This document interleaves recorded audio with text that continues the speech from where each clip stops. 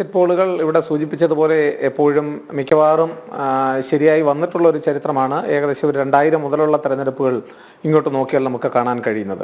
ഇപ്പം പല സ്ഥലങ്ങളിലും ചില സ്ഥലങ്ങളിലെങ്കിലും ചില സമയത്ത് ചില സീറ്റുകളെയൊക്കെ സംബന്ധിച്ച് ചിലപ്പോൾ എക്സിറ്റ് പോൾ പ്രവചനങ്ങളോ അല്ലെങ്കിൽ പ്രീ പോൾ പ്രവചനങ്ങളോ ഒക്കെ തെറ്റിപ്പോയിട്ടുണ്ടാകാം. പക്ഷേ മൊത്തത്തിൽ നമ്മൾ പരിശോധിക്കുമ്പോൾ പൊതുവായി ഇത്തരം ഫലങ്ങൾ ഒരു സൂചന നൽകുന്നുണ്ട് എന്നുള്ളതാണ്.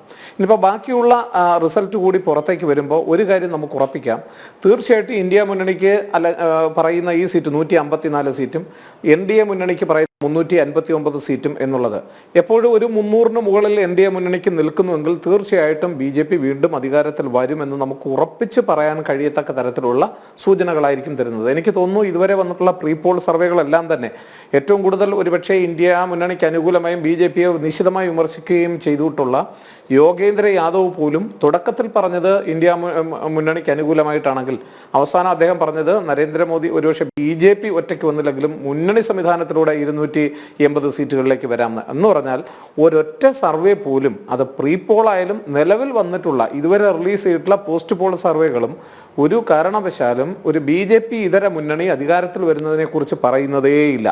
ഇവിടെ പറഞ്ഞിട്ടുള്ള നേരത്തെ നടത്തിയ വിശകലനങ്ങളൊക്കെ നമ്മൾ ശ്രദ്ധിച്ചതാണ്. ഒരു കാര്യം ഉറപ്പാണ്, ഇപ്പം നമ്മൾ നേരത്തെ BJPക്ക് ഉണ്ടായിരുന്ന എല്ലാ സീറ്റുകളും അവിടെ എല്ലാം വിജയിച്ച് കയറും എന്നുള്ള അവകാശം BJP പോലും ഉന്നയിച്ചിട്ടില്ല. എന്നാൽ പുതിയതായി ചില സീറ്റുകൾ കിട്ടുന്നതിനെ കുറിച്ച് സംസാരിക്കുകയും ചെയ്യുന്നുണ്ട്. തീർച്ചയായിട്ടും എല്ലാ സീറ്റുകളും ഇപ്പം മുൻപ് ജയിച്ച എല്ലാ സീറ്റുകളും അടപടലം നമുക്ക് കിട്ടണം അല്ലെങ്കിൽ BJPക്ക് ലഭ്യമാകണം എന്നൊക്കെ ഉറച്ചു പറയാൻ കഴിയുന്ന ഒരു സാഹചര്യമല്ല തെരഞ്ഞെടുപ്പിലുള്ളത്. പല സാഹചര്യങ്ങളും പല സ്ഥാനാർത്ഥികൾ മാറ്റി മറിയും, ചില സമവാക്യങ്ങൾ മാറി മറിയും, തെരഞ്ഞെടുപ്പിൻ്റെ വിഷയങ്ങൾ മാറി മറിയും, ഒരു സമൂഹം ചിന്തിക്കുന്ന രീതിയിൽ മാറ്റം ഉണ്ടാകും. അപ്പോൾ അതിനനുസരിച്ച് പല സ്ഥലങ്ങളിലും ചില സ്ഥലങ്ങളിൽ നേട്ടമുണ്ടാകും, ചില സമയത്ത് നഷ്ടങ്ങളും ഉണ്ടാകും. പക്ഷെ ഇവിടെ ശ്രദ്ധിക്കേണ്ടുന്ന ഒരു കാര്യം, നമ്മൾ പൊതുവായിട്ട് വിലയിരുത്തിയാൽ ഉത്തർപ്രദേശിൽ ആര് നേടുന്നു അല്ലെങ്കിൽ ഹിന്ദി ഹൃദയഭൂമിയിൽ പൊതുവേ ആർക്കാണോ മുൻതൂക്കം അവർ അധികാരം പിടിക്കുമെന്ന് പൊതുവേ നമ്മൾ പറയാറുണ്ട്. അതിപ്പം ഉത്തർപ്രദേശ് ആയാലും മഹാരാഷ്ട്ര ആയാലും ഹരിയാന ആയാലും അവിടെ നിന്ന് വരുന്ന ഹിന്ദി ഹൃദയഭൂമിയിലെ ബെൽറ്റുകളെല്ലാം തന്നെ നമ്മൾ പൊതുവേ പറയുന്ന പ്രദേശങ്ങളാണ്. പക്ഷേ നമ്മൾ ഈ ഉത്തർപ്രദേശിൻ്റെ ഒക്കെ വിശകലനം എടുത്ത് നോക്കുമ്പോൾ പ്രീ പോൾ സർവേകളെല്ലാം തന്നെ BJP നല്ല മെച്ചപ്പെടുത്തും. ഉത്തർപ്രദേശിൽ നേരത്തെ നമുക്കറിയാം മൊത്തം കേരളത്തിലേത് മാത്രമായി ഒരു ഫലം ഒരു സാധ്യത പുറത്തു വരുന്നു, ABPയുടേതാണ്. അത് ഞെട്ടിപ്പിക്കുന്നതാണ്. 17 സീറ്റുകൾ UDF നേടും, 17 സീറ്റുകൾ. LDFന് വട്ടപൂജ്യം 0. BJP 3 സീറ്റുകൾ വരെ നേടാം എന്നാണ് ABP സർവേ പറയുന്നത്. ABP ഏറെക്കുറെ കൃത്യത പാലിക്കുന്ന ആധികാരികത പാലിക്കുന്ന ഒരു സർവേയാണ്.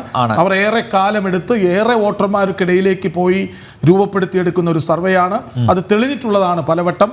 അവരുടേതാണ് 17 UDF, 3 NDA, 3 സീറ്റ് വരെ NDA, 0 LDF. തുടരാം. ഈ ഒരു വിശകലനം, ഈ ഒരു റിസൾട്ടിനെ കുറിച്ച് നോക്കുമ്പോൾ ഒരു കാര്യം വ്യക്തമായിരിക്കുകയാണ്, UDF തീർച്ചയായിട്ടും കേരളത്തിൽ മുൻതൂക്കം നേടുന്ന, കേരളം നമ്മൾ പൊതുവെ പരിശോധിക്കുമ്പോൾ UDFന് വളരെ മെച്ചപ്പെട്ട ഒരു നില കേരളത്തിൽ നിന്നുണ്ടാകും. എല്ലാ സർവേകളും പ്രവചിക്കുന്നത് ഏതാണ്ട് 15-നപ്പുറം സീറ്റുകൾ കോൺഗ്രസിന് കിട്ടാൻ സാധ്യതയുണ്ട് കേരളത്തിൽ എന്ന് തന്നെയാണ്. കേരളത്തെ സംബന്ധിച്ചിടത്തോളം ഈ 3 സീറ്റുകൾ എന്നുള്ളതിൽ എനിക്ക് അത്ര ഒരു ഉറപ്പില്ല. എന്തായാലും 2 സീറ്റുകളെ സംബന്ധിച്ചിടത്തോളം BJP വളരെ വലിയ പ്രതീക്ഷകൾ വെച്ച് പുലർത്തുന്നതാണ്. അതുകൊണ്ട് തന്നെ എക്സിറ്റ് പോൾ സർവേ ഫലം 2 സീറ്റുകളെ സംബന്ധിച്ചിടത്തോളം വളരെ അനുകൂലമായിരിക്കും ഞാൻ കരുതുന്നു. 3 സീറ്റുകളുടെ കാര്യത്തിൽ നമ്മൾ ഇനിയും പരിശോധിക്കേണ്ടി വരും. കാരണം കാരണം ഈ പലരും പറയുന്ന ഒരു കാര്യമുണ്ട്, എക്സിറ്റ് പോൾ സർവേകൾ ഈ സാമ്പിളുകളും ഒക്കെ എങ്ങനെയാണ് തെറ്റിപ്പോകുന്നതെന്നൊരു കാര്യം പറയുന്നുണ്ട്.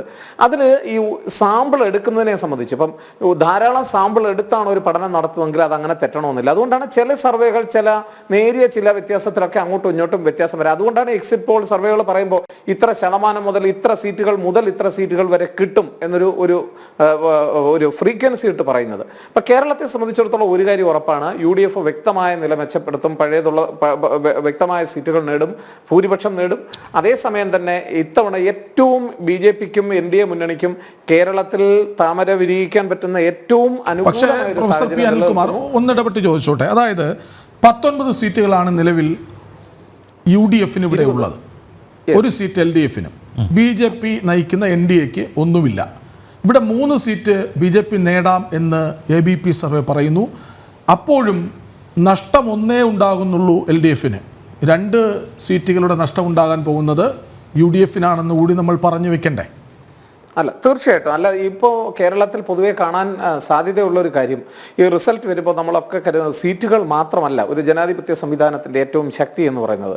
അവിടെ ഓരോ രാഷ്ട്രീയ പാർട്ടികൾക്ക് കിട്ടുന്ന വോട്ടിംഗ് ശതമാനവും വോട്ടിംഗ് ഷെയറും ഒക്കെയാണ്. അപ്പം നമ്മൾ കേവലമായ ഒരു സീറ്റിൻ്റെ കാര്യം മാത്രമല്ല സംസാരിക്കേണ്ടത്.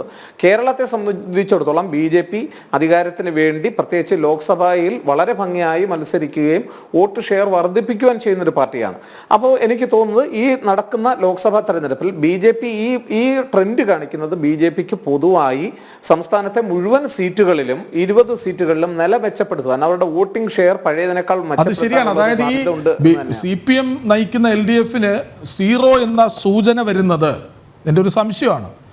പല മണ്ഡലങ്ങളിലും, പല ലോക്സഭാ മണ്ഡലങ്ങളിലും, അതിനുള്ളിലെ നിയമസഭാ മണ്ഡലങ്ങളിലും കണക്ക് പരിശോധിക്കുമ്പോൾ LDF മൂന്നാമതേക്ക് പൊക്കൂടെ, അങ്ങനെ ഒരു സാധ്യത കൂടി ഇതിൽ തെളിയുന്നില്ലേ? അതെ, തീർച്ചയായിട്ടും ഇപ്പോൾ ഈ തെരഞ്ഞെടുപ്പ് ഫലം വരുമ്പോൾ നമുക്ക് ചില നിയമസഭാ മണ്ഡലങ്ങളിലെങ്കിലും, അതായത് ലോക്സഭാ തെരഞ്ഞെടുപ്പാണെങ്കിലും നിയമസഭാ മണ്ഡലം കണക്കനുസരിച്ച് നോക്കുകയാണെങ്കിൽ ഒരുപക്ഷെ നമുക്ക് പല സ്ഥലങ്ങളിലും BJP 2ാം സ്ഥാനത്ത് വരുവാൻ, ചില നിയമസഭകളിലെങ്കിലും വരുവാനുള്ള സാധ്യത ഈ തെരഞ്ഞെടുപ്പിനെ സംബന്ധിച്ചിടത്തോളം ഉണ്ട് എന്നാണ് എനിക്ക് തോന്നുന്നത്. അതായത് ലോക്സഭാ തെരഞ്ഞെടുപ്പിലെ ഓരോ നിയമസഭകളുടെയും കണക്കെടുത്ത് പരിശോധിക്കുമ്പോൾ അപ്പോൾ അതൊരു വളരെ സൂചനയാണ്. മാത്രമല്ല, ഇവിടെ നേരത്തെ സൂചിപ്പിച്ചതുപോലെ ശക്തമായി LDFന് ജയിക്കാൻ വളരെ സാധ്യത ഉണ്ടെന്ന് പ്രവചിച്ചിരുന്ന പല മണ്ഡലങ്ങളും ഇത്തവണ മാറി മറിഞ്ഞു പോകുന്നൊരു ചിത്രം. ഉദാഹരണം വടകരയിൽ ഇടതുപക്ഷം അവിടെ പരാജയപ്പെടാനുള്ള എല്ലാ സാധ്യതയും കാണുന്നു.